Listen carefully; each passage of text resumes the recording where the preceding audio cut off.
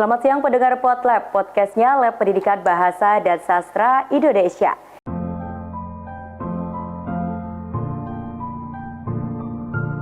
Halo semua pendengar setia Podlab dan selamat datang di episode spesial kita hari ini. Hari ini adalah hari yang istimewa, bukan hanya untuk para guru, tetapi juga untuk kita semua. Pernahkah kamu duduk sejenak dan merenungkan siapa orang yang pertama kali mempercayai potensi kamu? Yang mengajari kamu membaca huruf pertama atau mungkin yang berkata, kamu bisa melakukannya. Hari ini adalah tentang mereka. Guru adalah cahaya yang menerangi kita saat kita tersesat dan saat kita tidak tahu mengetahui apa-apa. Mereka adalah pelukis masa depan, mewarnai kehidupan kita dengan pengetahuan, nilai dan keberanian untuk bermimpi besar. Dalam episode ini, kita akan menyusuri kisah-kisah inspiratif dari para guru, mendengar langsung dari mereka tentang perjuangan dan kebahagiaan dalam profesi ini. Dan tentu saja, berbagai kenangan indah tentang pelajaran hidup yang tidak ternilai dari guru-guru yang pernah kita temui.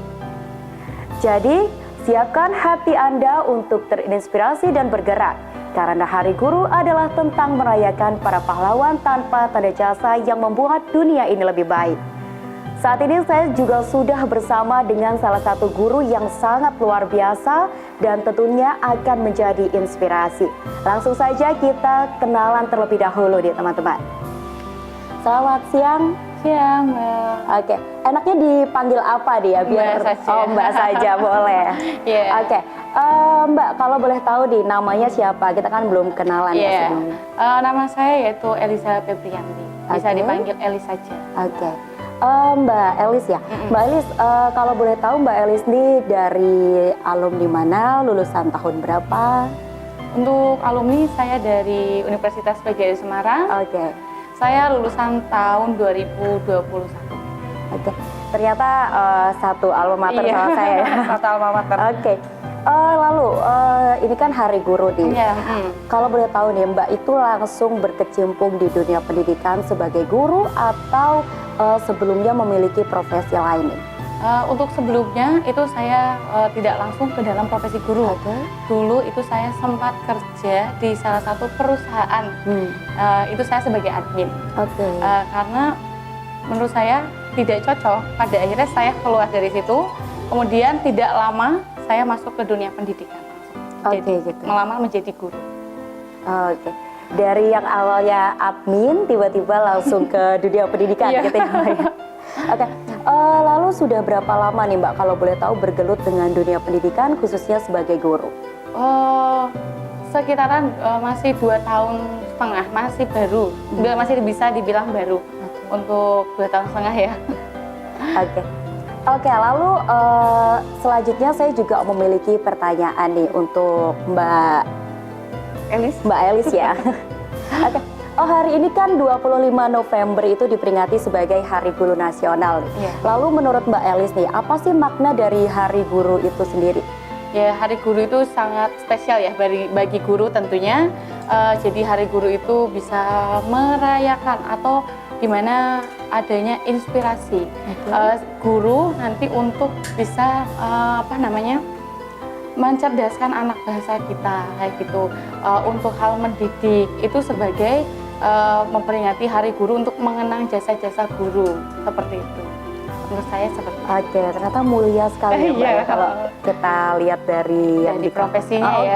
Oke, dari profesinya tuh guru tuh ternyata bukan profesi yang hanya sebagai orang yang ngajarin nulis, membaca, bukan cuma kayak gitu aja ternyata ya Mbak. Masih banyak yang diajarkan oleh guru, bukan hanya sekedar membaca, menulis atau kita mengasihkan materi saja.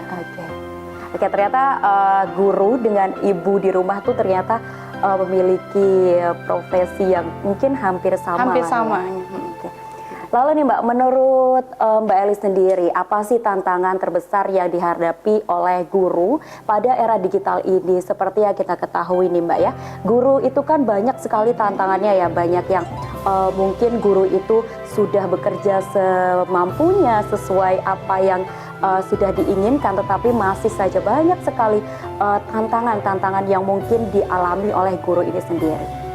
Untuk tantangan di masa sekarang, untuk guru itu lebih ke karakter anak dan untuk literasi. Pada saat ini karakter anak itu mudah terbawa kepada hal-hal yang negatif. Menurut saya ya, sepenglihatan saya sebagai guru, itu karakter anak itu cepat terbawa ke hal negatif. Jadi kita sebagai guru itu kalau bisa segera mengatasi itu. Jadi kita selalu bekerja sama dengan tentunya orang tua di rumah. Karena kalau di sekolah itu memang tanggung jawab kami sebagai guru. Tapi kalau di rumah kita berpesan untuk orang tuanya, gimana anak ini karakternya seperti ini. Jadi harus lebih ditegaskan lagi, atau anaknya mungkin ternyata sering melawan atau apa. Itu tantangan pada karakter. Kemudian anak sekarang itu rendahnya literasi. Ya, literasinya itu anak sekarang itu sangat menurun. Karena apa? Menurut pandangan saya, mereka itu sekarang inginnya serba ke intinya saja. Jadi membaca itu hal yang membosankan. Menurut anak-anak sekarang. Maka tantangan kami guru, gimana caranya sih biar anak itu literasinya menyenangkan. Nah, jadi dari sekolah kami biasa itu kami bisa mendatangkan perpustakaan keliling.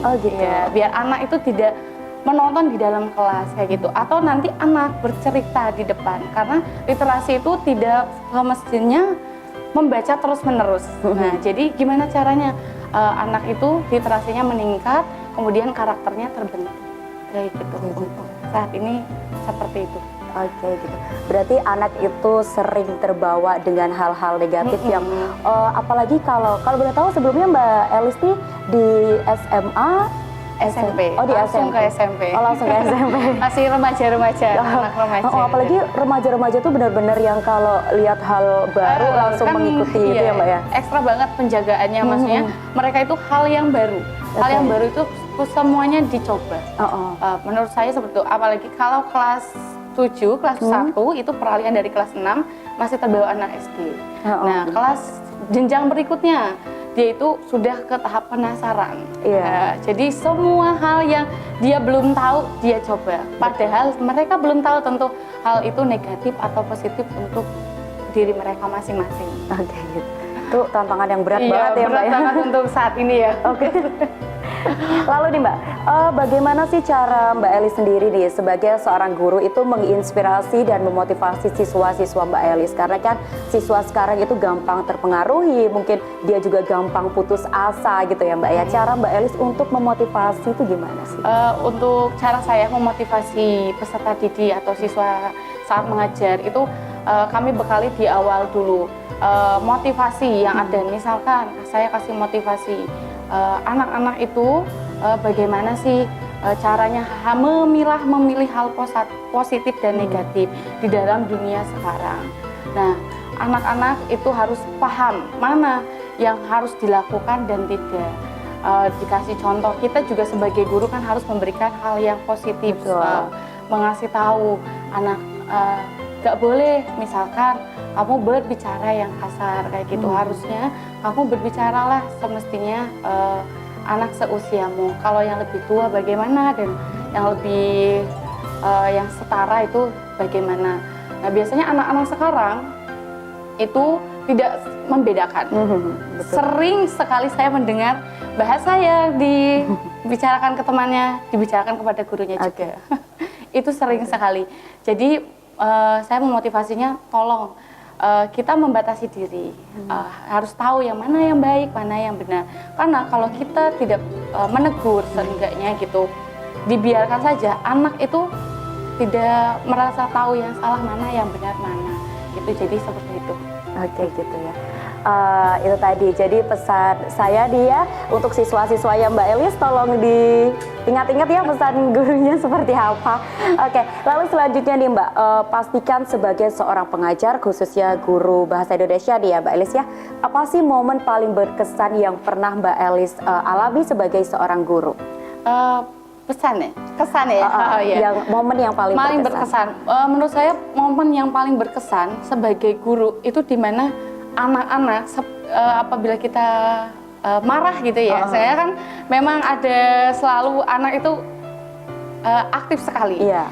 Kita itu terkadang terbawa emosional. Nah, yang berkesannya itu meskipun kita emosional gitu, melihat senyumnya lagi anak-anak itu, emosional marahnya kita itu bisa menurun langsung. Itu yang sangat menurut saya berkesan selama saya menjadi guru.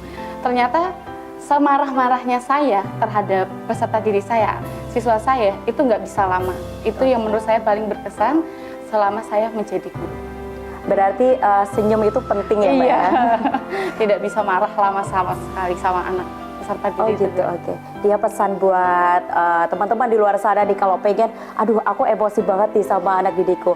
Lihat senyumnya aja tuh ya bisa bikin marah tuh mereda gitu ya. Saya gitu. Nggak selama itu kita bisa marah kepada anak. Mungkin di pas saat waktu itu saja kita masih bisa marah emosional.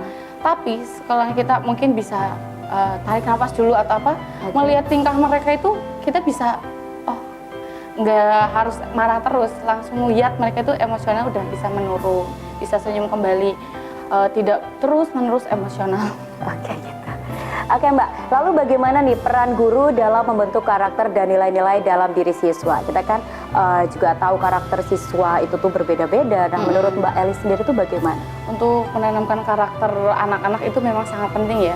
Apalagi peralihan dari masa SMP itu kan dari SD, itu menanamkan karakternya mulai dari bawah lagi. Mereka dari anak-anak ke remaja atau remaja itu dikasih tahu yang sebelumnya itu misalkan masih pecicilan seperti itu anak-anak SD itu dikasih tahu untuk yang jenjang sekarang itu tidak seperti itu. Nah, karakternya jadi anak-anak harus lebih tahu lagi, balik lagi kemana yang sebelumnya hal negatif itu ditinggalkan. Jadi menanamkan semangatnya anak-anak, terus kayak semangat belajar itu terus ditingkatkan. Kemudian karakter yang ditanamkan dari sekarang itu kita harus membatasi. Karena zaman era digital, karakter anak itu cepat terbawa. Sangat cepat sekali terbawa ke hal-hal negatif. Misalkan sekarang sosial media aja anak-anak sudah tahu semua. Betul. Karakternya cepat terbentuk. Oh, tahu saya menonton sesuatu yang bukan di umurnya gitu. Karakternya terbentuk terlalu dewasa. Misalkan seperti itu. Jadi kita harus tahu misalkan anak yang A itu ternyata pemalu. Karakternya harus dibikin seperti apa, didekati misalkan kayak gitu. Terus ditumbuhkan rasa percaya dirinya kayak gitu. Misalkan anak yang ternyata susah dikasih tahu juga, dia ternyata dia itu tidak bisa namanya kita bentak lagi, kita kerasi lagi. Ternyata kita harus sama-sama membangun karakter dia itu, kita berbicara dengan baik dulu. Nah, jadi dia mau mendengarkan. Kalau kita marah-marah lagi kepada dia, bentak-bentak lagi, dia akan merasa terbebani kayak gitu, merasa disalahkan. Nah, yang saya tahu terus setelah itu anak didekati, terus pada akhirnya dibilang yang pelan-pelan, dia akan tahu. Oh, saya harus seperti ini karakternya, jadi dia lebih baik lagi karena tidak semua itu harus menggunakan marah ke marah lagi gitu. Jadi karakter bisa dibentuk dengan pelan-pelan, memang agak susah. Iya, apalagi kalau SMP tuh kita tahu ya Mbak, peralihan dari SD yang mungkin dia masih kecil-kecil gitu ya. Betul, jadi dia masih dibilang ya ke kanak-kanak kan ya gitu. Tapi nanti pada akhirnya dia akan menemukan jati diri, menurut saya itu pas mau lulus benar-benar panjang sekali. Nah, anak saya ngajar kelas 7 sama kelas 8. Jadi saya harus menumbuhkan karakter di anak kelas 7 seperti apa, dan kelas 8 itu masa remaja, karakter harus tahu yang benar, yang salah itu seperti apa. Agak susah juga ya Mbak, kelas 7 ke kelas 8. Kelas 8 juga harus diikuti. Misalkan kelas 7 udah tahu karakternya udah baik nih, ketemu lagi sama kelas 8 yang teman-temannya berbeda lagi. Jadi kita harus benar-benar ekstra menjaga karakter mereka itu seperti apa. Yang penting, yang menurut saya pertama itu sopan santun, yang punya adab itu nomor 1 buat peserta didik saat ini ya. Iya, benar sekali. Oke. Tidak diragukan lagi bahwa guru itu merupakan pahlawan tanpa tanda jasa. guru harus juga bisa dituntut untuk mengetahui berbagai karakter siswa yang berbeda-beda. Satu orang dengan orang yang lainnya juga memiliki karakter yang berbeda-beda. Lalu nih Mbak, apa sih pesan Mbak sendiri untuk para guru yang baru saja memulai karir di dunia pendidikan? Tentunya tetap semangat ya, itu nomor satu. Sekarang karakter anak itu luar biasa, kita harus tetap bisa sabar, terus mengolah emosional kita, tetap menjaga hal positif dengan rekan sejawat atau dengan anak-anak peserta didik, kemudian dengan orang tua wali siswa apabila nanti dia menjadi wali kelas atau apa itu, kemudian tetap kembali lagi semangat, kemudian terus berkembang karena dunia pendidikan itu tidak akan pernah lekang ya sama waktu. Betul. Jadi terus berkembang. Semoga menjadi guru yang selalu kreatif, inovatif, dan membanggakan. Seperti itu. Oke Mbak, kira-kira nih menurut Mbak Elis sendiri, dunia pendidikan ini kan berubah-ubah gitu ya, entah itu kurikulumnya atau dalam sistemnya. Menurut Mbak Elis sendiri, bagaimana sih pandangan Mbak Elis terhadap kebijakan tersebut? Untuk kebijakan tersebut karena sekarang masih diambang-ambang terus. Betul. Ya. Dari mungkin saya masuk ke dunia pendidikan itu masuk ke kurikulum baru, kurikulum merdeka. Nah, saya itu perlu mempelajari baru lagi. Meskipun ya rekan sejawat saya itu karena mereka sebelumnya menggunakan kurikulum sebelumnya ya. Kemudian masuk kurikulum merdeka, kita sama-sama belajar. Di kurikulum merdeka itu banyak sekali yang dipelajari. Jadi kita sebagai guru dituntut untuk menjadi guru yang kreatif ya. Betul. Ya, sekarang apalagi ada informasi yang didengar itu akan kurikulum diganti lagi atau apa kebijakannya gitu. Betul. Kami sebagai guru ya semoga selalu diberikan yang terbaik aja. Nanti untuk kedepannya kami dapat mengajar siswa itu dengan nyaman juga, sama-sama enak gitu. Nanti untuk kurikulumnya semoga yang sebelumnya sudah baik bisa ditingkatkan lagi. Kalau yang belum, mari kita sama-sama untuk memperbaiki kurikulum tersebut.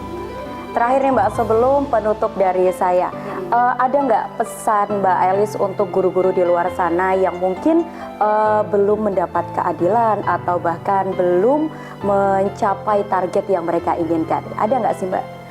Ya, untuk guru-guru yang memang targetnya belum tersampaikan ya, itu ya satu, kami itu tetap semangat saja karena pada dasarnya mau ya kita perjuangkan, perlu memang diperjuangkan, tapi kita balik lagi karena semua punya kebijakan masing-masing. Jadi kita sudah menyuarakan, kami semua sudah menyuarakan seorang guru yang banyak permasalahan yang belum terselesaikan, pada akhirnya kan balik lagi kebijakan yang ada. Jadi kita pokoknya tetap semangat, semoga selalu ada keadilan untuk para pendidik di Indonesia ini. Oke, terima kasih Mbak Elis ya. Terima kasih telah mendengarkan episode spesial Hari Guru kali ini. Marilah kita terus menghormati, menghargai dan mendukung para guru yang telah berjasa membentuk generasi masa depan. Sampai jumpa di episode berikutnya dan jangan lupa, jadilah bagian dari perubahan dengan terus belajar dan berbagi. Selamat Hari Guru 25 November 2024.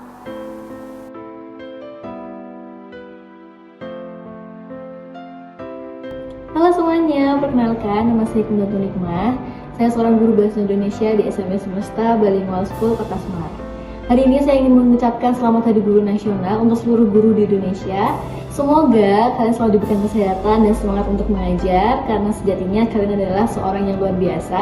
Dan semoga ilmu yang kalian berikan dapat bercahaya untuk para generasi penerus bangsa. Terima kasih, selamat Hari Guru Nasional. Assalamualaikum warahmatullahi wabarakatuh. Harapan saya sebagai guru di Indonesia yang pertama adalah peningkatan kesejahteraan profesi guru sebagai pengajar, pendidik, mentor, fasilitator dari siswa dan guru yang lainnya. Yang kedua adalah peningkatan dan penyebaran luas pendidikan di seluruh pulau dan pelosok di Indonesia, entah di perbatasan maupun tidak, semuanya wajib menerima pendidikan yang layak untuk masyarakat Indonesia. Kemudian yang terakhir, yang ketiga, tidak adanya atau ada penetapan kurikulum tetap untuk semuanya, di semua jenjang, kalangan maupun di seluruh instansi pendidikan. Terima kasih. Wassalamualaikum warahmatullahi wabarakatuh.